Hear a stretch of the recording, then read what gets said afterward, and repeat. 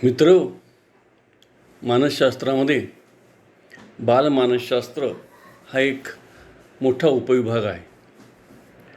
विशेषतः आपण जे शिक्षणशास्त्रात काम करणारे लोक असतो त्यांचा संबंध या बालमानसशास्त्राशी अगदी घडोघडी येत असतो.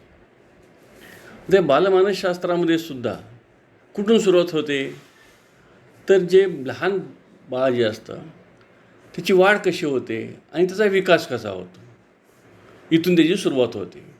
आता नेमका मग हा प्रश्न येतो की वाढ आणि विकासमध्ये तरी फरक नेमका काय आहे, वाढ आणि विकासमध्ये फरक काय, आणि ते आपण सगळे ह्या घटकामध्ये पाहणार आहोत.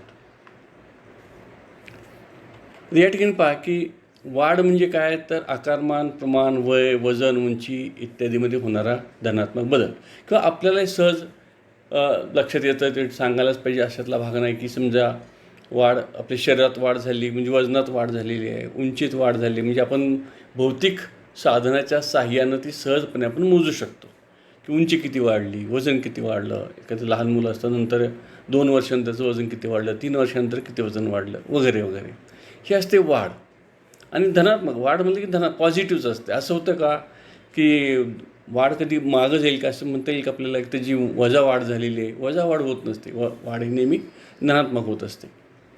आता मग विकास काय फरक आहे, म्हणजे वाढ आणि विकासामध्ये फरक आहे. तर विकासमध्ये काय म्हणले पहा, ही भवितांकाने परंतु विशिष्ट मानकानुसार समतोल सुसंगतपणे होणारी वाढच असते. तरीही या दोन संकल्पनांमध्ये काही निश्चित असा फरक आहे. आता काय पहा की हा जो विकास आहे म्हणजे काही स्टँडर्ड ठरलेले असतात, काही असे किंवा साधारणपणे 2 वर्षाचं मूल जे आहे की किंवा 1 वर्षाचं मूल म्हणून आपण 1 वर्षाचं मुलाचं वजन किती असावं, साधारणपणे सरासरी उंची किती असावी, हे ठरलेलं असतं. म्हणजे अनेक त्या वयोगटातल्या अनेक बालकांचा अभ्यास करून काही प्रमाणे ठरवले असतात आणि मग त्या प्रमाणाच्या अनुषंगानं हे सगळ्या गोष्टी म्हणजे वजन असेल, उंची असेल, बौद्धिक पात्रता असेल, विचार प्रक्रिया असेल वगैरे वगैरे, ह्या सगळ्या गोष्टी त्या मानकाप्रमाणे घडतात का नाही हे किंवा होणं, तर हे म्हणजे विकास आहे. लक्षात घ्या, ह्याला आपण विकास म्हणतो. आणि विकास कसा होतो लक्षात घ्या, विकास इथं वाढ कशी होते एकाच दिशेनं होते, म्हणजे एक दिक असते वाढ. मग कशी म्हणलं तुम्हाला की वाढ पॉझिटिव्ह फक्त एकाच साईडला वाढ, तसं विकास देखील तसा असतो. पण विकास तो चहूअंगाने होत असतो आणि त्याबरोबर तो समतोलपणे होत असतो. लक्षात घ्या, विकास हा समतोलपणे होत असतो. मग अशी म्हणलं तर मानकाप्रमाणे होतो आणि समतोल एकाच वेळेला सगळ्या गोष्टी त्या अत्यंत कॉर्डिनली सगळ्या त्याचं कॉर्डिनेशन व्हायला पाहिजे आणि मग त्याची वाढ जी होते त्याला आपण विकास म्हणत असतो. आता नेमका यातला फरक काय आहे ते आपण जर थोडासा पुढच्या स्लाईडमध्ये बघूया.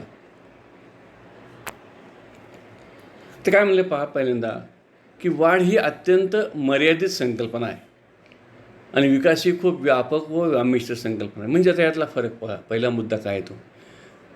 आता या ठिकाणी वाढ म्हणजे मगाशी म्हणलं प्रमाण तुम्हाला काय की भौतिक साधनं सहाय्याने आपल्याला मोजता येते, दिसते आपल्या डोळ्याला आणि त्याच्यामध्ये काय तुम्ही काय बदल करत नाही, लक्षात की ती होतच राहते.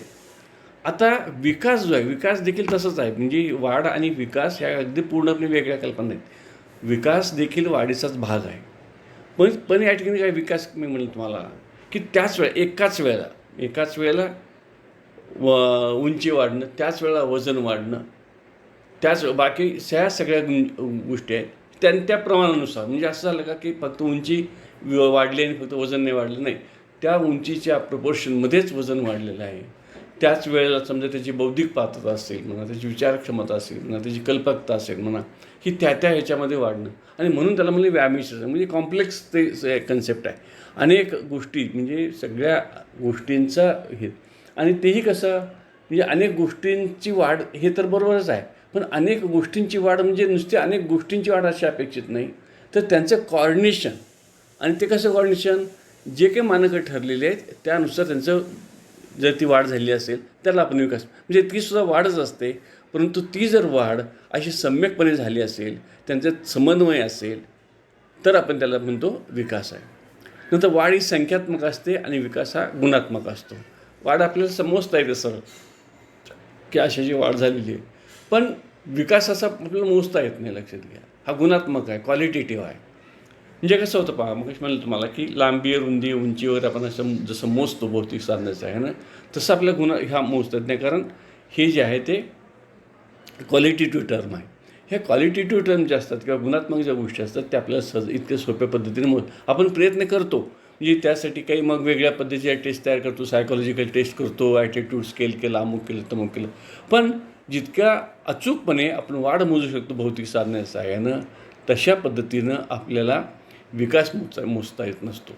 म्हणजे कसं होतं पहा, की त्याचा विकास इतका विकास झाला, जसं आपण सांगतो ही वाढ या ठिकाणी 4 फूट 5 इंच होती, आता 4 फूट 7 इंच झाली. हे जसं सांगू शकतो तसं विकासाच्या बाबतीत सांगता येत नाही. ही त्यातला फरकाचा भाग आहे. नंतर वाढ ही बऱ्याच अंशी अनुवंशावर अवलंबून असते आणि विकासामध्ये अनुवंशाचा वाटा कमी आणि परिस्थितीचा प्रभाव जास्त असतो. म्हणजे काय पहा, आता तुम्हाला तुमची उंची किती वाढणार, तुमचं वजन कसं साधारणपणे तुमचे आईवडील म्हणा किंवा आजोबा म्हणा, हे जे तुमचा जो अनुवंश असतो त्या म्हणजे तुम्ही चांगलं खायला पिल्यामुळं सुद्धा वाढ होईल नाही असं नाही, तरीसुद्धा त्याला एक विशिष्ट मर्यादा आहे. कारण तुमची हेरिडिटी कॅरेक्टर्स काय आहे, जीन्स काय आहे तुमचे, त्याच्यावर तुमचं अवलंबून राहते की तुम्ही किती. असं झालं समजा की एखाद्याची हेरिडिटी असे असेल किंवा नाही त्यांच्या घरातली माणसं थोडीशी उंचीने कमीच आहे, म्हणजे त्याला पण घराण्यात म्हणूया की आजोबा असेल, पणजोबा असतील, वडील असतील, आणि आता हा जो मुलगा आहे त्यांनी खूप अशी उंची वाढवण्यासाठी खूप प्रयोग केले, काही प्रयत्न केले, ट्राय केले. ठीक आहे, काही प्रमाणात उंची वाढेल, परंतु तरीसुद्धा त्याला मर्यादा असेल, कारण त्याचा हेरिडिटीचा त्याचा संबंध असतो. आता विकासामध्ये असं होत नाही. लक्षात घ्या, विकासाचं वेगळं आहे. विकासाच्या बाबतीत काय होतं की अनुवंशावर फार अवलंबून नाही, तर ते परिस्थितीवर फार अवलंबून. म्हणजे ते मुलगा कुठल्या परिस्थितीत वाढतो, त्याला काय काय संधी मिळते, त्याला कोणत्या सुविधा मिळतात, आणि त्याच्यावर हा विकास अवलंबून असतो. म्हणजे कसं पहा, समजा मग अशी म्हणल्याप्रमाणे की बुद्धिमत्ता आपण नाही वाढवू शकत. बुद्धिमत्ता आपण वाढवू शकत नाही का, तर ती हेरिडिटी गोष्ट आहे, ती जन्मजात बाब आहे. पण बुद्धिमत्तेच्या जोरावर जे काही मिळवायचं असतं ज्ञान, हे मात्र आपण वाढवू शकतो. त्याला आणि त्या ज्ञानामुळे होणारा विकास म्हणजे बौद्धिक विकास. त्याला मग बौद्धिक विकास होण्यासाठी त्याला काय होतं की बाहेरची जी परिस्थिती असते ती परिस्थितीचा उपयोग होत असतो, त्याचा परिणाम त्याच्यावर होतो. पण वाढ मात्र केवळ अनुवंशावर अवलंबून. नंतर वाढ ही एक दिग असते. मग अशी आपण उल्लेख केला आहे की वाढ ही एकाच दिशेनं वाढते. म्हणजे मला की उंची वाढली म्हणा, वजन वाढलं म्हणा, किंवा एका साईडने गेलं ते तसं या ठिकाणी नाही. विकास हा भूअंगी म्हणजे चहू बाजूनं तो विकास होत असतो.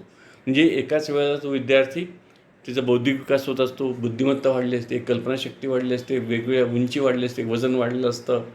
हा जो सगळा भाग म्हणजे शारीरिक पण गोष्टी वाढलेल्या आहेत, शारीरिक बाबी आहेत त्याच्याही वाढ झालेली आहे, बौद्धिकची वाढ झालेली आहे, भावनिकची वाढ झालेली आहे, सामाजिकची वाढ झालेली आहे. हे सगळ्या गोष्टी आल्या. आणि ती कशी झालेली वाढ लक्षात घ्या, हे सगळे जे अंग आहेत ना त्याची विकासाची, ही सगळी नुसती वाढ झालेली नाही, ती कशी झालेली आहे, समन्वयानं झालेली आहे. त्यांच्यामध्ये एक प्रकारचं प्रपोर्शन आहे, काही प्रमाण आहे, आणि ते हे त्यांच्यामध्येच कॉर्डिनेशन तर आहेच, त्यांच्यातलं प्रमाण तर ठरलेच आहे. पण पुन्हा ते सर्व एक विशिष्ट जी काही मानकं ठरलेले आहेत त्याच्या अनुषंगानं आपण ते पाहत असतो की त्याचा किती विकास झालेला आहे. म्हणजे कसं पहा, साधारणपणे 5वीच्या मुलाला काय घ्यायला पाहिजे. 5वीत जर मुलगा आहे, समजा शाळेचा आपण विचार केला, शालेय संपादनाचा विचार केला की साधारणपणे 5वीच्या मुलाला काय काय घ्यायला पाहिजे, हे आपण एक साधारण ठरलेलं असतं. आणि मग एक XY मुलगा आहे, ते XY मुलाचं आपण पाहतो की त्याला काय येतं, आणि मग आपण म्हणतो नाही अजून ह्या मुलाचं ही प्रगती झालेली नाही, त्याचा विकास बौद्धिक विकास झालेला नाही फारसा, किंवा शालेय संपादन फारसं झालेलं नाही. म्हणजे हा जो भाग असतो लक्षात, या ठिकाणी काय होतं की विकास जो आहे हा वेगळ्या अंगानं म्हणजे पण असं झालेलं आहे की 5वीच्या मुलाला काय यायला पाहिजे, शालेय संपादन कदाचित तो तिथं थोडासा कमी असेल, पण कदाचित दुसऱ्या ज्या गोष्टी असतात म्हणजे त्याची 5वीच्या वयोगटातला मुलगा आहे, त्याची भावनात्मक विकास काय आला पाहिजे, त्याला किती शब्द यायला पाहिजेत, किती तो कसा वागला पाहिजे, हे ठरलेलं असतं. आणि त्या नावांप्रमाणेच विकास होतो किंवा नाही आपण ते पाहत असतो. म्हणून आपण म्हणतो विकास हा बहुअंगी असतो. नंतर शिक्षकाच्या दृष्टीने वाढ ही तितकीशी महत्त्वाची बाब नसते, परंतु शिक्षकाचा विकासाशी संबंध असतो. याचा अर्थ काय पहा, मी म्हणलं तुम्हाला बुद्धिमत्ता कुणाची किती असावी हे ठरलेलं आहे, कारण त्याच्यात अनुवंशाकडनं बुद्धिमत्ता आलेली आहे. त्यात काय आम्ही काय बदल करणार का, आपण बदल करू शकत नाही. पण त्या बुद्धिमत्तेच्या जोरावर त्यांनी किती ज्ञान मिळवावं, कसं ज्ञान मिळवावं, हे कशात ठरतं, त्याला मिळणारी परिस्थिती म्हणजे शाळा आपण म्हणूया थोडक्यात, म्हणजे शिक्षक. म्हणजे शिक्षणाचा संबंध कुठं, त्या मुलाला चांगली संधी उपलब्ध करून, त्याचा बौद्धिक विकास होण्यासाठी चांगली संधी उपलब्ध करून देणं हे शिक्षकाचं काम आहे. जर बौद्धिक विकास व्हायचा असेल तर शिक्षकाचा संबंधित, त्याचा सामाजिक विकास व्हायचा असेल तर शिक्षकाचा संबंधित. कारण ह्या सगळ्या संबंधित गोष्टी आहेत, लक्षात घ्या, हे सगळ्या संबंधित गोष्टी आहेत. म्हणून शिक्षकाचा विकासाशी संबंध आहे, शिक्षकाचा वाढीशी संबंध आहे. म्हणजे शिक्षक उंची वाढवू शकतो का विद्यार्थ्याची? नाही वाढवू शकत. वजन वाढवू शकतो का? नाही वाढवू शकत.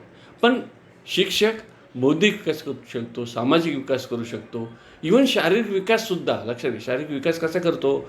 उंची वजन वाढवणार नाही मी, परंतु त्या ठिकाणी त्याला विशिष्ट प्रकारच्या तंत्रानं, विशिष्ट प्रकारच्या खेळाच्या साहाय्यानं, व्यायामाच्या साहाय्यानं त्याचा काही शारीरिक विकास विशिष्ट मानकापर्यंत नेण्यासाठी शिक्षक हा मार्गदर्शन त्याला करू शकतो, अशा अर्थानं. म्हणून शिक्षकाचा वाढीशी जरी संबंध नसला तर त्याचा निश्चितपणे विकासाशी संबंध असतो. आता हे विकासाची काही तत्त्व आहेत. आता विकास ही जी काही प्रक्रिया आहे ही सतत चालणारी प्रक्रिया असते. ती क्रमशः चालते, लक्षात घ्या, क्रमाक्रमानं होतच. म्हणजे असं होत नाही की आज असं झालं म्हणजे आज उंची वाढली, परत कमी झाली, पुन्हा उंची वाढली, असं होत नाही. ती सातत्यानं हळूहळू चालणारी प्रक्रिया आहे, क्रमशः चालणारी. म्हणजे आज समजा उंची तुमची 4 फूट 2 इंच असेल तर आपण वाढीच्या बाबतीत बोलतो आहे. म्हणजे आता या ठिकाणी वाढ आणि विकास मिळून तुम्हाला सारखं आहे की या ठिकाणी असं असेल, आणि दुसऱ्या दिवशी काय झालं किंवा दुसऱ्या वर्षी काय झालं, त्याच्यामध्ये 2 इंचानं वाढ झालेली, नंतर 3 इंच. असं झालं का की मागं गेला पुढं आला, असं होत नाही. लक्षात घ्या, विकास हा हळूहळू सातत्यानं चालणारी गोष्ट आहे आणि क्रमशः चालते. क्रमशः फार त्यातल्या महत्त्वाची गोष्ट आहे. सातत्यही महत्त्वाचं आहे आणि हळूहळू पण महत्त्वाचं आहे. या तिन्ही टर्म नीट लक्षात घ्या की सातत्य आहे, क्रम आहे आणि हळूहळू चालणं, म्हणजे सावकाश होत असते. म्हणजे असं होत नाही की लगेच एक मुलगा 10 वर्षाच्या मुलाला लगेच तुम्ही काय इन्स्टंट बनवू शकत नाही किंवा काही एकदम तो नेता, सामाजिक नेता बनत नाही. तर ते हळूहळू घडत असतं, त्याचे व्यक्तिमत्व घडतं, ते हळूहळू घडत असतं, हळूहळू चालू आहे. म्हणजे विकास प्रक्रिया संश्लेषणात्मक आहे. म्हणजे कसं वेगवेगळ्या गोष्टींना एकत्रित करणारी आहे. मग म्हणतो तुम्हाला की आपण ज्यावेळेला विकास म्हणतो त्यावेळेला त्या माणसाचा किंवा त्या मुलाचा आपण काय करतो, सर्व अंगा विचार करतो, त्यांना एकत्रितपणे त्याचा विचार करत असतो. म्हणजे त्याची मगाशी म्हणल्याप्रमाणे त्याची शारीरिक बाबी असतील म्हणा, त्याची भावनिक बाजू असेल म्हणा, भावनिक बाजू असेल, बौद्धिक बाजू असेल, हा जो सगळा भाग आहे, तर हा सगळं कारक त्याचे विकास असेल, ह्या अनेक गोष्टीच्या एकत्रितपणानं. कारण विकास मुळाचा आपण मगाशी उल्लेख केलेला आहे की विकास हा मुळातच असा आहे की तो असं सुटा नाही. लक्षात घ्या, अनेक घटकांनी मिळून, आणि ते कसं विशिष्ट प्रमाणामध्ये त्यांच्यामध्ये विशिष्ट प्रकारचा कॉर्डिनेशन किंवा संवाद साधलेला आहे त्याच्यामधला, आणि पॉझिटिव्हली चाललेला आहे तो. म्हणजे या ठिकाणी असं होत नाही की ते असं एक सुटत पण नाही विचार होत. म्हणजे असं नाही का आता आज आपण असं करूया की आज आपण भावनिक विकास करूया मुलांचा, उद्या मग शारीरिक विकासाकडे बघूया किंवा परवा सामाजिक विकास, असं होत नसतं. लक्षात घ्या, हे एकाच वेळा सगळ्या गोष्टी चाललेल्या असतात, एकाच वेळेला सगळ्या गोष्टी चालू असतात, अशा अर्थानं सर. नंतर विकास प्रक्रियेत व्यक्तिभिन्नता आढळते. म्हणजे विकास जरी होत असला, म्हणजे आपण समजा अशी आपण कल्पना करू की 2 मुलं वर्ग एका शाळेमध्ये आहेत, त्या शाळेला शिक्षक तेच आहेत, अभ्यासक्रम तोच आहे, वातावरण तेच आहे, आपण थोडासाही समजा थोडीशी घरची परिस्थिती पण साधारण सारखीच आहे, असं जरी असलं तरीसुद्धा दोघांच्या विकासाच्या वेगामध्ये फरक पडतो. दोघांच्या विकासाचा वेग सारखा असत नाही, हा त्यातला महत्त्वाचा भाग. म्हणून म्हणलं की दोन असं मी सगळं, नाही तर मग काय झालं असतं की सगळी माणसं सारखीच झाली असती ना, असं होत नसतं. लक्षात घ्या, नंतर प्रत्येक प्राणीमात्रामध्ये विकासाचा वेग कमी अधिक असतो. आता इथं सुद्धा पहा, जसं व्यक्तीमध्ये आपण पाहिलं, मग असं पाहिलं की विकास प्रक्रियेत व्यक्तिभिन्नता आढळते म्हणलं, म्हणजे 2 मुलामध्ये, 3 मुलामध्ये, 4 मुलामध्ये, पण निवळ मुलामध्येच नव्हे तर प्रत्येक प्राणीमात्रामध्ये हा विकासाचा जो काही वेग असतो तो कमी अधिक असतो. म्हणजे पहा, आईच्या पोटातून जन्मलेलं मूल, त्याला चालायला, त्याला चालायला किती वर्ष लागतात? माझ्या माहितीप्रमाणे ते 1 वर्ष ते चालत नाही, म्हणजे 11 महिन्यात कुठंतरी ते उभं राहायला लागतं. मग पण ते गाईचं वासरू जे असतं, ती आईच्या पोटातून बाहेर आल्याबरोबर ते 2-4 पायावर उभं राहतं. म्हणजे हा जो आहे, म्हणजे ते लवकर त्यांचा विकास होतो. म्हणजे त्या ठिकाणी जे काही प्राणी आहे त्या प्राण्याचा विकासाचा वेग जास्त आहे. इथं आपल्या या ठिकाणी शारीरिक विकास असेल कदाचित, पण या ठिकाणी आपल्या म्हणजे मनुष्य प्राण्यांचा विकासाचा वेग थोडासा कमी असतो. हे थोडंसं असंही लक्षात घ्या की तसं माणसाचं आयुष्य फार मोठं आहे. ज्याचा विकासाचा वेग जास्त आहे त्याचं लाईफ पण कमी आहे. नीट समजून घ्या. म्हणजे साधारण प्राण्याचं लाईफ किती आहे? समजा गाईचं वासरू, आपण मगाशी म्हणलं की गाईचं वासरू लवकर ते उड्या मारायला लागतं वगैरे वगैरे, पण त्याचं शेवटचा टप्पा किती आहे, म्हणजे त्याचं किती वर्ष ते जगतं आणि मनुष्य किती जगतो. आपण म्हणतो की साधारण माणसं आता आपलं जे सरासरी वय जर आपण विचारात घेतलं तर आपल्याकडं 60-65 वय तर सरासरी म्हणतो आपण, आणि आता तर 70-75पर्यंत माणसं अगदी आरामात जगतात. हा जो भाग आहे, पण तशी एवढी इतक्या दिवस जनावर जगत नाही ना. जनावर लवकरच मरतात. 20, 22, 25 वर्षापर्यंतचं आयुष्य असतं. म्हणजे हा भाग आहे लक्षात त्याच्यामध्ये. नंतर विकासाची गती प्राथमिक अवस्थेत जास्त असते, नंतर ती थोडी कमी होते आणि पुन्हा वाढते. विशेषतः आपल्याकडं ज्यावेळेला लहान मूल जन्मतं की पहिले झपाट्याने त्याची जेव्हा ते आईच्या उदरातून बाहेर येतं ते मूल, तेव्हा तिथे डोळे मिटले असतात. ते उघडतं, डोळ्याने बाहेर आल्याबरोबर इतक्या झपाट्याने त्याची वाढ होत जाते की त्या पहिल्या वर्षामध्ये ते मूल लगेच, मी म्हणलं तुम्हाला की ते पाऊल टाकायला लागतं, चालायला लागतं, असं करायला लागतं, सगळ्या भावना ऐकते. पण पुढं म्हणजे हा जो विकास जेवढ्या झपाट्याने हा होत असतो, पहिलं वर्ष असेल, दुसरं वर्ष असेल, मग पुढं काय होतं हा सुरूचा वेग फार असतो. 5-6 वर्षापर्यंत वेग वेगात असतो. नंतर थोडा तो स्थिर होतो. 5-6 वर्षानंतर थोडासा तो स्थिर होतो, कमी होत नाही. मी थोडासा, आणि विकास चालूच असतो. फक्त काय होतं, त्याचा वेग जो आहे तो थोडासा कमी झालेला असतो. सुरुवातीचा वेग मात्र जास्त असतो. आपण असं म्हणतो की बौद्धिक विकाससुद्धा आपला इतका झपाट्यानं होतो सुरुवातीला. म्हणजे असं म्हणलेलं आहे की साधारण 5वी ते 6व्या वर्षापर्यंतच त्याचा 75% विकास बुद्धीचा किंवा मेंदूचा विकास झालेला असतो. म्हणजे आता पहा पुढे किती शिल्लक राहिला, 25%. पुढं आयुष्यभर 25% होतो. म्हणजे आयुष्यभर नाही, पण साधारण 18 वर्षापर्यंत तो 25% जातो. म्हणजे 75% तिथंच झालेलं आहे. म्हणजे सुरुवातीला जास्त झाला. मध्ये काय होतं की हा जो मधला टप्पा आहे म्हणजे 12 वर्षापर्यंत साधारणपणे, आता म्हणजे 5 वर्षापर्यंत जो वेगात झाला, 5-6 वर्षापर्यंत, 6 ते 12 वर्षाचा जो काही टप्पा आहे ते थोडासा तो वेग आहे, तो विकासाचा वेग थोडासा मंदावतो. आणि पुन्हा जेव्हा तो 12 वर्षानंतर पुढे यायला लागतो, ज्याला आपण टीनेजर म्हणतो की 13मध्ये यायला लागतो, की पुन्हा थोडासा विकासाचा वेग वाढतो. मात्र तो वाढलेला वेग जो आहे तो पहिल्या म्हणजे सुरुवातीच्या टप्प्या इतकासुद्धा नसतो, पण हा जो मधला टप्पा आहे त्याच्यापेक्षा मात्र निश्चितपणे जास्त असतो. नंतर वयाच्या पुढं म्हणले वयाच्या 5 वर्षापर्यंत मेंदूचा विकास 80% इतका होतो. विकास प्रक्रियेमध्ये व्यक्तीचे जैविक घटक व परिसर यांचा फार मोठा वाटा असतो. म्हणजे अनुवंश जितका महत्त्वाचा आहे तितकंच त्याला मिळणारं वातावरण हेही महत्त्वाचं असतं. एक आता आपण ह्या मेंदूच्याच विकासाचं उदाहरण घेऊया. म्हणजे ते जे मूल आहे त्याचं अनुवंश तर महत्त्वाचं आहे, खरं आहे, आपण असं म्हणलं, पण त्याचा जर मेंदूचा विकास व्हायचा असेल, तर चांगला विकास व्हायचा असेल तर असं म्हणलं जातं की त्याला खूप चांगले प्रोटीन्स खायला मिळाले पाहिजे. 5व्या वर्षापर्यंतच फार विकासाचा वेग जास्त असल्यामुळं तिथं त्याला खूप चांगले प्रोटीन्स खायला म्हणजे भरपूर खायला मिळायला पाहिजे. तर आता असं नाही होणार की आमच्या आता परिस्थिती त्यावेळेस चांगली नव्हती आणि मग आता आम्ही 10 वर्ष मूल झाले त्याला मी आता प्रोटीन खायला घालतो. तिथं आता विकासाचा वेग तेवढा होणार नाही. त्याच वेळेला तुम्ही त्याला खायला घालला पाहिजे होतं. आणि म्हणून आपण ही जी कुपोषित मुलं हा जो प्रकार असतो, म्हणजे कुपोषित मुलांचं होऊ नये असा आपला प्रयत्न असतो, समाजाचा, शासनाचा प्रयत्न असतो. आणि आता अलीकडे आपण जे नवीन शैक्षणिक धोरणामध्ये जे आपण आता असं केलेलं आहे पहा, ते पूर्वी 6 ते 14 वयोगटातल्या मुलाच्या शिक्षणाची जबाबदारी शासनाने घेतली होती RTE खाली. आणि त्याच्यामध्ये काय म्हणलं होतं, मग ह्या मुलांना गुणवत्तापूर्ण शिक्षण द्यायचं. नंतर एवढंच नाही, मग त्याला त्या ठिकाणी आपण नाश्ता देत होतो, म्हणजे जेवण देत होतो, मध्यान्ह भोजन देत होतो. कारण त्या मुलाची शिक्षणाची जबाबदारी शासनाने घेतली होती. आता हेच नवीन शैक्षणिक धोरणात काय केलेलं आहे, शासनाच्या असं लक्षात आलं की 6 वर्षांनंतर तो मूल शाळेत आलं तुमचं आणि तिथून तुम्ही जबाबदारी घेताय, बरोबर आहे, पण ते मूल जर अवधच कुपोषित राहत असेल, त्या मेंदूचा विकासच होत नसेल, तर आता आपण विकास कसा करणार फार.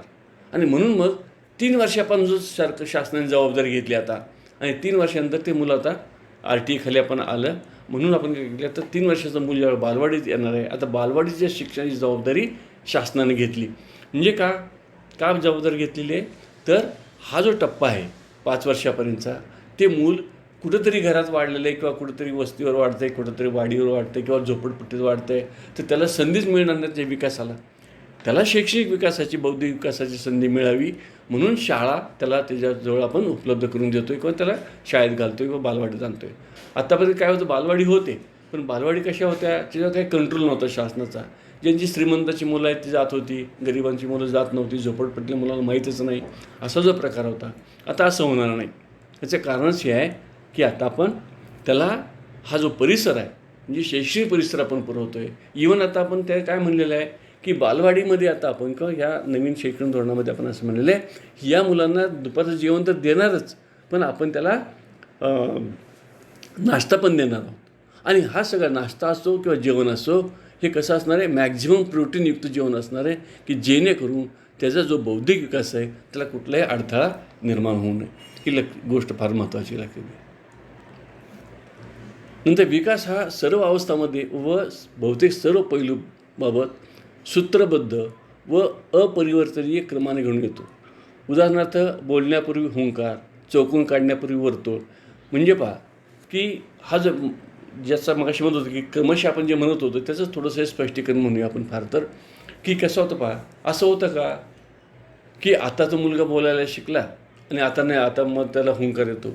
लहान मुलाला जन्मतं अगोदर त्यांचं शब्द उच्चारायला लागेल किंवा नुसतं हुंकार करेल, नंतर मग ते शब्द उच्चारायला लागेल, नंतर मग ते वाक्य बोलायला लागेल, नंतर ते अस्खलितपणे बोलायला लागेल. हा जो काय अशा पद्धतीने ड्रॉइंगमध्ये त्याला काय करतं, तुम्ही हातात मुलाला तुम्ही प्रयोग करून पहा. लहान मुलाला पेन्सिल द्या, त्याला काही काढायला तर तुझ्या काढायला होतो तर तो गोल गोल काढतो पहिल्यांदा, त्याला चौकून नाही काढता येत.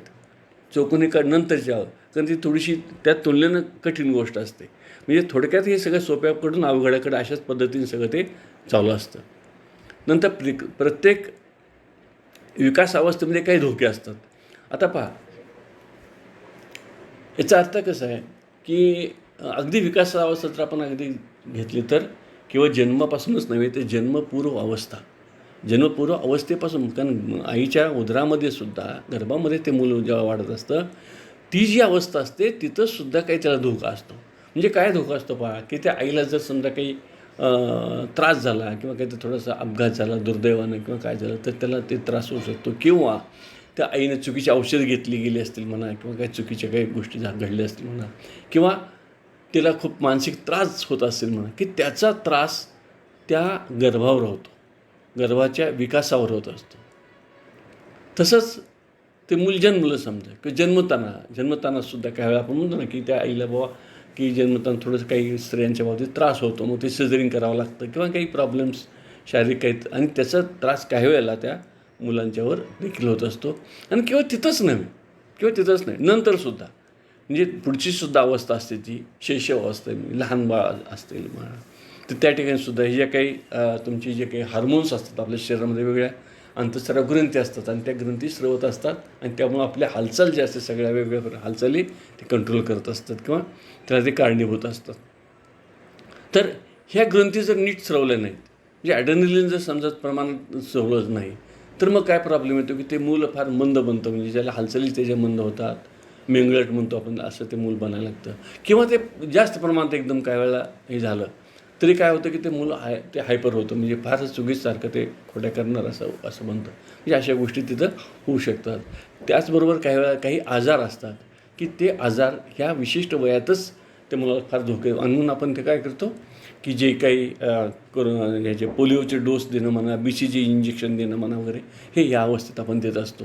जसं त्या अवस्थेत, जसं प्रत्येक पुढच्या अवस्थेत देखील काही काही वेगळे, जसं आपण समजा आपण कुमारावस्था घेतली, आपण एकदम गेलो पुढं कुमारावस्थेमधले काय धोके असतात पहा, की त्यावेळेला लैंगिक इंद्रियांचा विकास झाला असतो, लैंगिक प्रवृत्तीचा विकास झाला असतो, आणि मग त्यामुळे प्रॉब्लेम असा होतो की लैंगिक समाधान करून घेता येत नाही, कारण सामाजिक त्याला बंधन आहेत, आणि प्रवृत्ती तर फार वेगानं किंवा ज्याला उसळी मारत असते, अशामुळे काही प्रॉब्लेम होतात. आणि मग ती मुलं काही वेळा अशी द्विधा अवस्थेत अशी होतात की ज्याला आपण काय म्हणूया, एक त्यांचा वादळाचा असा काळ असतो, त्यांच्या डोक्यात सारखा काही कळत नाही त्यांना, अशी अवस्था असते. आणि त्यात मग काही होऊ शकतं त्याच्यामध्ये, अशी गोष्ट असतात त्या ठिकाणी.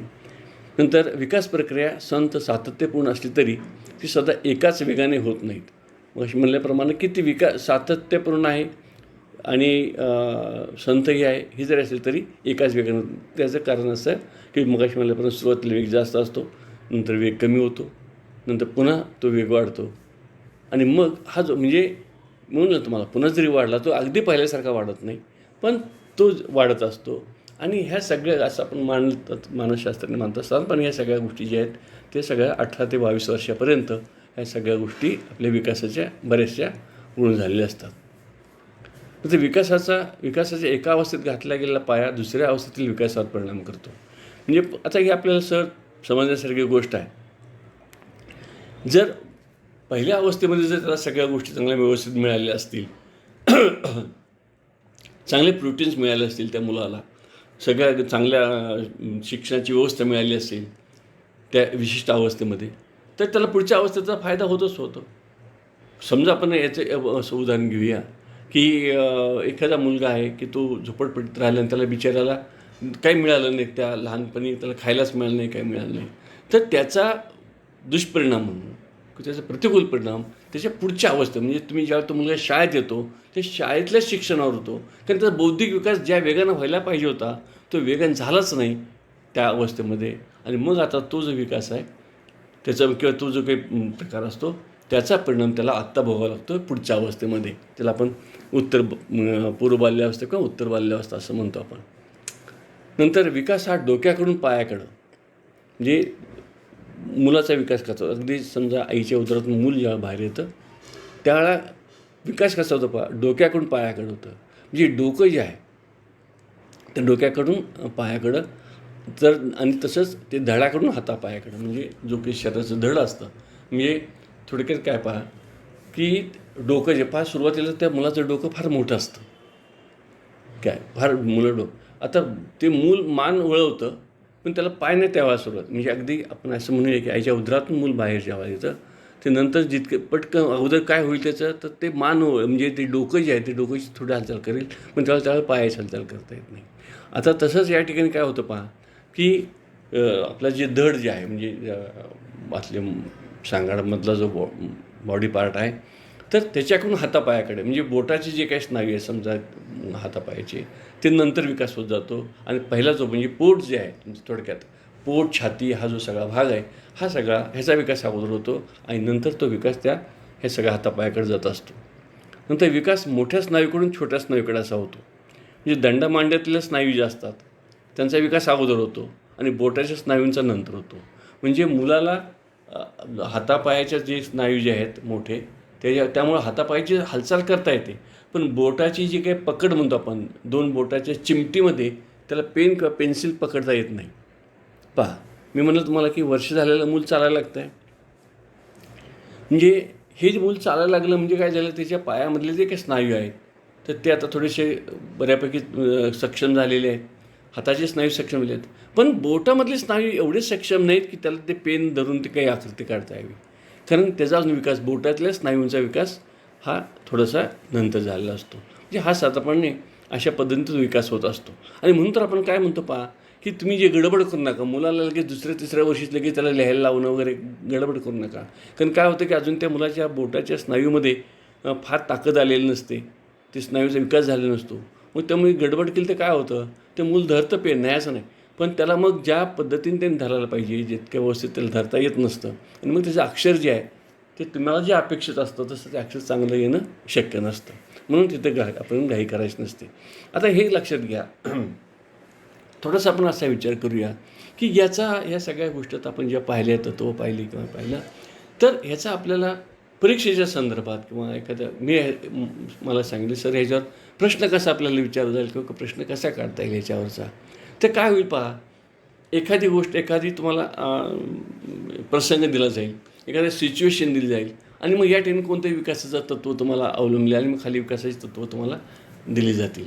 किंवा मग या ठिकाणी सांगितलं की मुलाचा विकास म्हणजे आता विकास हा डोक्याकडून, आता आपण म्हणलं की मुलाचा विकास हा डोक्याकडून पायाकडचा धड्याकडून हातापायाकडे असा होतो. आणि मग या ठिकाणी तिथं काय केलं आम्ही, तिथे एखादी सिच्युएशन अशी दिली आणि मग त्याच्यामध्ये म्हणलं की कुठं या टेपैकी कोणता ह्याचा अवयवाचा विकास अगोदर होईल आणि मग खाली चारचे अवयव नाव दिले असतील तर तुम्हाला ते सांगता येतील. तसंच या ठिकाणी असं म्हणलं मी की त्या मुलाचा विकास कुठल्या अवस्थेत जास्त होतो, म्हणजे मग 5 ते 6 वर्षापर्यंतचा काळ, 6 ते 12 वर्षापर्यंतचा काळ, 12 ते 16 किंवा 18पर्यंतचा काळ वगैरे वगैरे, तर कोणत्या ह्याच्यामध्ये जास्त येतो, अशा प्रकारचे प्रश्न आपल्याला ह्याच्यावरचे विचारले जाऊ शकतात. आता विकासावर परिणाम करणारे घटक आहेत.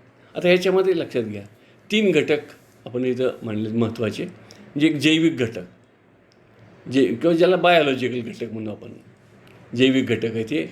तर याच्यामध्ये शारीरिक ठेवण, रंग, इंद्रिय क्षमता, अनुवांशिक आजार, बुद्धिमत्ता आणि विविध क्षमता यांचा समावेश होतो. म्हणजे कारण हे अनुवंशिक आहेत. कारण शारीरिक ठेवण जे आहे ते काय तुम्ही ठेवण नाही बदलू शकत. त्याच्या अनुषंगाने तुम्ही म्हणलं तुम्हाला की एखादा मुलाची उंची अनुवांशिकच जर थोडीशी जर कमी असेल, तुम्ही किती जरी त्याचा शारीरिक विकास करायचं ठरवलं तर त्याची उंची किती वाढेल, त्या विशिष्ट ह्याच्यापर्यंत कधी वाढूच शकत नाही. लक्षात घ्या त्याच्या रंगामध्ये तुम्ही फार बदल करूच शकणार नाही. तुम्ही किती मेकअप करा किंवा काय आणखी काही वापरा, तुम्ही प्रसाधनं वापरा, तर रंग नाही बदलू शकणार तुम्ही. त्याची इंद्रिय क्षमता जी आहे ती सुद्धा काही व्यायामाने साह्यानं कशा साह्यानं की फार ह्याच्यामध्ये तुम्ही बदलू शकत नाही. थोडेसं तुम्ही बदलू शकाल, परंतु फार मोठ्या प्रमाणात त्याचा बदल आपल्याला करता येत नाही. तसेच काही अनुवांशिक आजार जर असतील त्या घरामध्ये तर त्याचा परिणाम निश्चितपणे मुलाच्या शारीरिक गोष्टीवर किंवा विकासावर होत असतो. विशेषतः ज्याला काय म्हणतो आपण की वेडाचा एक प्रकार असतो, काही वेड असं नाही पण काही प्रकार असतात वेडाचे, काही मेंदूवर काही परिणाम झाले असते काहींच्या, आणि मग ते जीन्समधून जर आले सर. वेडामध्ये सुद्धा 2 प्रकार लक्षात घ्या. एक म्हणजे जर ते अनुवांशिक म्हणजे कसं की त्यांच्या मेंदूवर परिणाम झाला असेल आणि ते अनुवांशिक असेल तर ते वेगळं, आणि प्रसंगानं काही एखाद्या मनुष्याला आघात होणं तो भाग वेगळा असतो. तर जर अनुवंशिक काही असे आजार असतील तर त्याचा निश्चितपणे त्या विद्यार्थ्याच्या विकासावर परिणाम आपल्याला झालेला असतो. म्हणजे तुम्ही मग किती जरी परिणाम केला तर त्याला एका विशिष्ट मर्यादेपेक्षा दूर त्या गोष्टीपासून नेऊ शकत नाही. त्याचं बुद्धिमत्ता ही सुद्धा जैविक घटक असतो. तर आपण बुद्धिमत्तेमध्ये आपण बदल करू शकत नाही. मग काय करू शकतो आपण, काय करू शकू? बुद्धिमत्ता नाही बदलू शकणार आपण, पण बुद्धिमत्तेच्या जोरावर ज्ञान मिळू शकतो आपण. म्हणजे त्याला ज्ञान मिळवण्याची संधी मिळवून देऊ शकतो त्याला आपण. म्हणजे कसं पहा, एक उदाहरण मी तुम्हाला सांगतो की समजा 100 बुद्धिमत्ता, ज्याचा बुद्ध्यांक 100 आहे असं आपण कल्पना करतो. 2 मुलं आहेत किंवा एक मुलगा 120चा आहे आणि एक मुलगा 100चा आहे.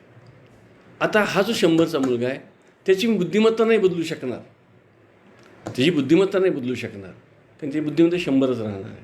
पण मी काय करेन, 120 माझ्या वर्गामध्ये 120 बुद्धिमत्तेचा मुलगा आहे आणि हा 100 बुद्धिमत्तेचा मुलगा आहे. म्हणजे 120 बुद्धिगुणांक असलेला मुलगा आहे आणि 100 बुद्धिगुणांक असलेला मुलगा आहे. आणि एक विशिष्ट प्रकारे मला एक परीक्षेत त्याला यश मिळवून द्यायचं आहे. तर काय होईल, तर 120 ज्याचा बुद्धिगुणांक आहे तो कदाचित ते विशिष्ट परीक्षेत यश मिळवण्यासाठी, समजा तुम्हाला असं वाटतं की माझ्या ह्या मुलांना 100% मार्क मिळाले पाहिजेत त्या परीक्षेमध्ये, ते मुलं 100% गुण मिळून पास व्हायला पाहिजे. तर ते मिळवण्यासाठी कदाचित हा 120 ज्याचा बुद्धिगुणांक आहे त्याला कमी श्रम करावे लागतील. पण ज्याचा 100 बुद्धिगुणांक आहे त्याला देखील ते यश मिळवता येईलच. फक्त काय करावं लागेल, आपल्याला जादाचे प्रयत्न करावे लागतील, त्याला जास्त संधी उपलब्ध करून द्यावं लागेल, जास्त वातावरण पुरवावं लागेल, जास्त प्रेरणा द्यावी लागेल आणि त्यांनीसुद्धा जास्त कष्ट घ्यावे लागतील. पण यश मिळणारच नाही असं होत नाही. ते यश मिळणं म्हणजे बुद्धिमत्तेच्या जोरावर जे काही मिळवायचं आहे त्यासाठी संधी उपलब्ध करून देणं, त्याला प्रेरणा देणं, मोटिवेशन देणं, हा सगळा भाग आपण करू शकतो. तसेच वेगवेगळे त्याच्या क्षमता ज्या आहेत त्यासुद्धा. नंतर मानसशास्त्रीय घटक म्हणजे वृत्ती, अभियोग्यता, अभिरुची, इच्छाशक्ती, स्थिरभाव, प्रेरणा आणि सवयी ह्या देखील त्या विकासावर परिणाम करत असतात. आता पहा, म्हणजे वृत्ती, आता ह्या वृत्ती ज्या असतात पहा, हे मानसशास्त्रीय घटक का म्हणलेलं आहे, तर त्याची एक विशिष्ट वृत्ती जी असते ती वृत्ती कशी बनली. कारण लक्षात घ्या, वृत्तीसुद्धा ही संपादित गोष्ट आहे, म्हणजे काही जन्मजात गोष्ट नाही. पण बऱ्याच वेळा असं होतं की ते मूल कुठल्या संस्कारातून आलेलं आहे, कोणत्या वातावरणातून आलेलं आहे तुमच्याकडे शाळेमध्ये, त्याची वृत्ती कशी आहे, त्या वृत्तीचा परिणाम त्याच्या सगळ्या विकासावर होत असतो. मग आता असं आपण समजूया थोडा वेळ, त्याची एक अशी वृत्ती आहे की ती वृत्ती थोडीशी शालेय संपादन करायला पुरेशी नाही म्हणा, किंवा ती थोडीशी चुकीची आहे असं आपण म्हणूया. तर आपल्याला काय करावं लागेल, त्याची जी ती वृत्ती आहे ती वृत्ती बदलण्याचा आपण प्रयत्न, शिक्षकांनी त्याचा बदलण्याचा प्रयत्न करणं हे आपलं काम राहतं. पहा, कारण घरात त्याच्या ज्या घरात तो राहतो आहे त्या घरातल्या माणसांचे जे संस्कार आहेत ते संस्कारात निर्माण झालेली जी वृत्ती असते त्या वृत्ती इतक्या लगेच ते बदलत नाही. मग आपल्याला काय केलं पाहिजे, प्रयत्नपूर्वक त्याची ती वृत्ती बदलून त्याला शिक्षणाची गोडी लावली पाहिजे, ही वृत्ती त्याच्यामध्ये बनवली पाहिजे. म्हणजे पहा, कसं एक उदाहरण सांगतो म्हणजे कळेल तुमच्या, की एखादं घर आहे, खूप धार्मिक असतं. एखादं घर धार्मिक असण्याबद्दल माझा आक्षेप नाही, पण काही लोकांच्या घरामध्ये खूपच त्याचं म्हणजे इतकं कर्मकांड असतं की उठसूट सारखं, म्हणजे प्रत्येक क्षणाक्षणाला कुठल्याही गोष्टीला ते धर्म देव आणि ते सगळं त्याचे कर्मकांड सगळं करत राहतात. अशा घरात तो मुलगा वाढतो अशी कल्पना करू आपण. आता तो मुलगा आला आणि त्याला तुम्ही इथे शाळेमध्ये वैज्ञानिक दृष्टिकोनाचे धडे देतात तुम्ही, तर मग त्याला ते ॲक्सेप्ट होत नाही लवकर.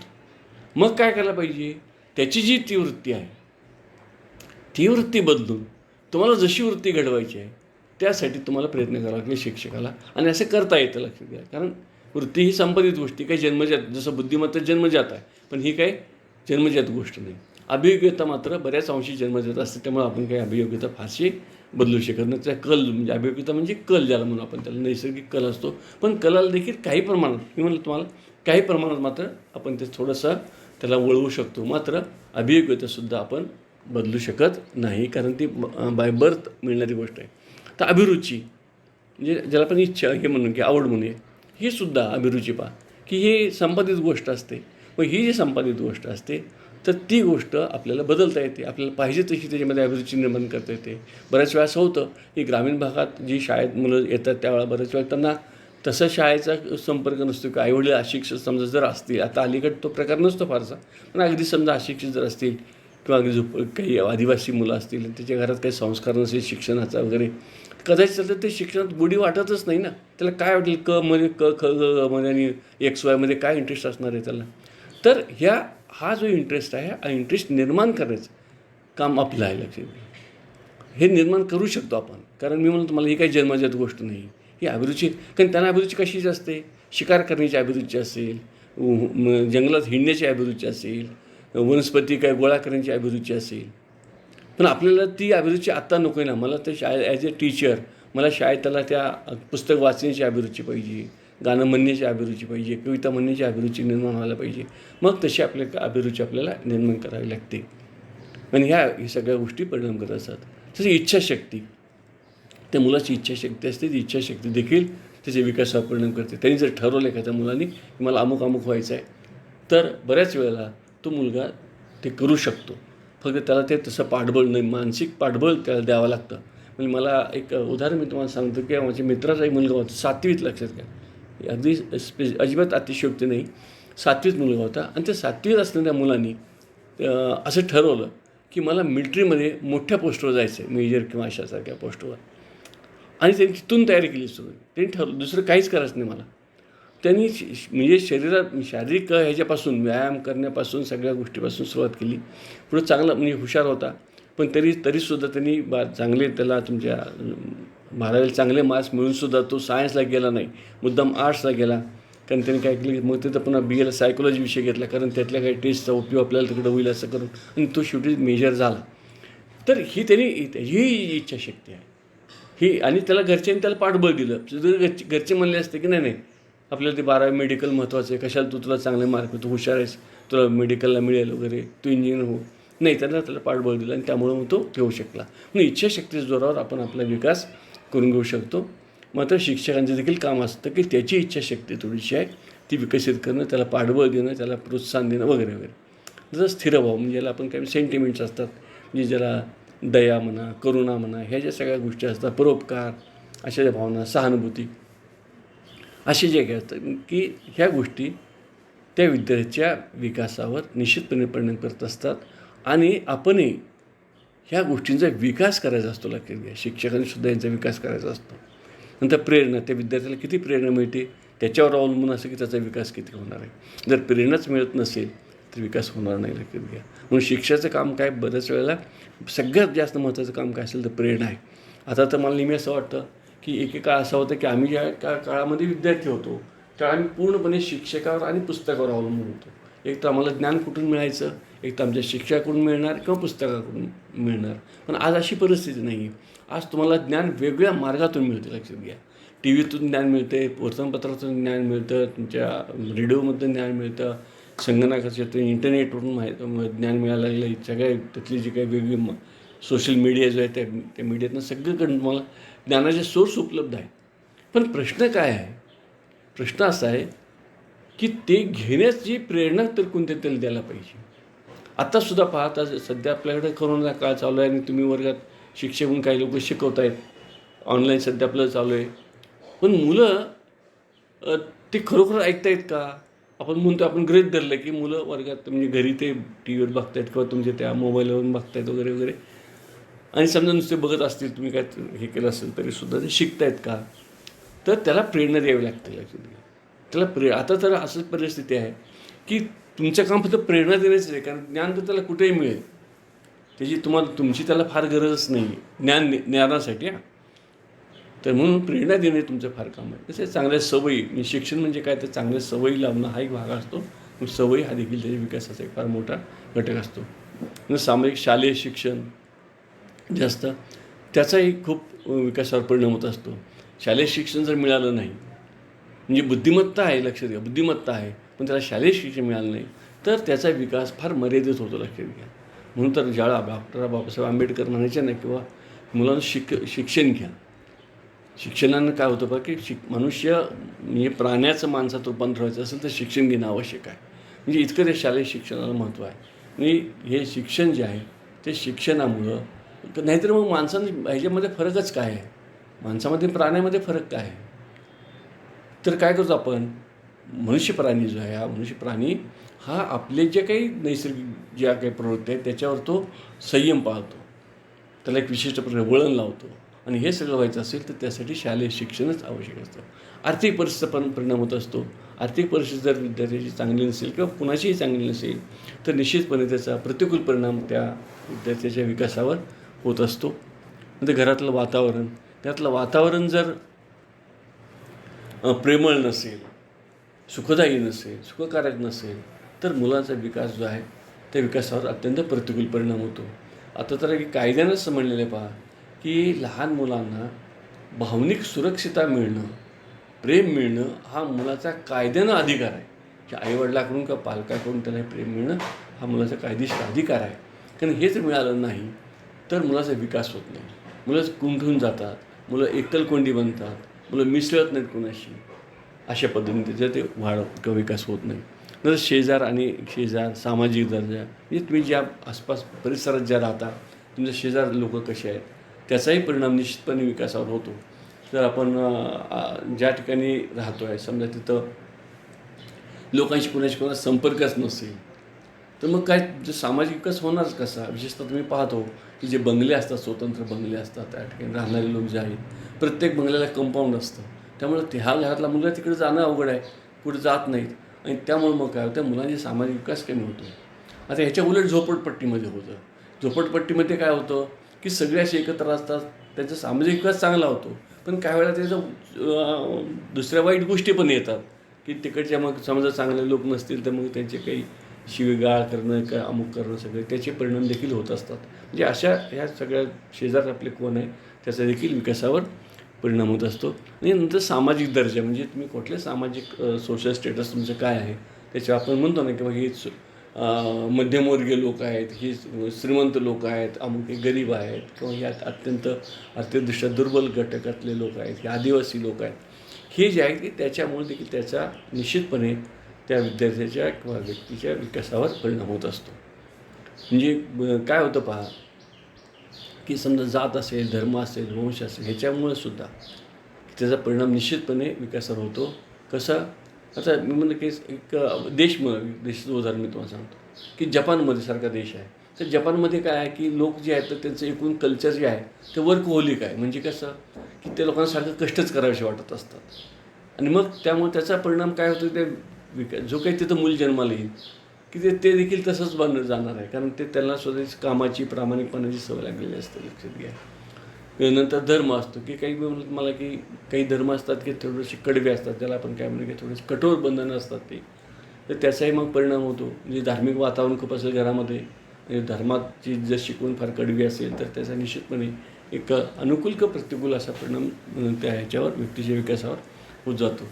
जात हा जो अलीकडे आपल्या भारतामध्ये हा फार वाईट पद्धतीने चाललेला हा सगळा घटक आहे आणि त्याचा देखील परिणाम होतो. वाईट परिणाम अलीकडं तर व्हायला लागलेला आहे. म्हणजे अमुक जातीचा आहे आणि मग त्याची मग काय वर्गामध्ये म्हणा किंवा समाजामध्ये हेटाळणी होणं म्हणा, किंवा मग त्याला असं वाटायला लागतं की मी अमुक जातीचं आहे, माझी जात कमी यायची आहे, आणि मग त्याच्या मनामध्ये एक प्रकारचा न्यूनगंड तरी येतो किंवा मग एक सूड घेण्याची भावना निर्माण होते इतर समाजावर.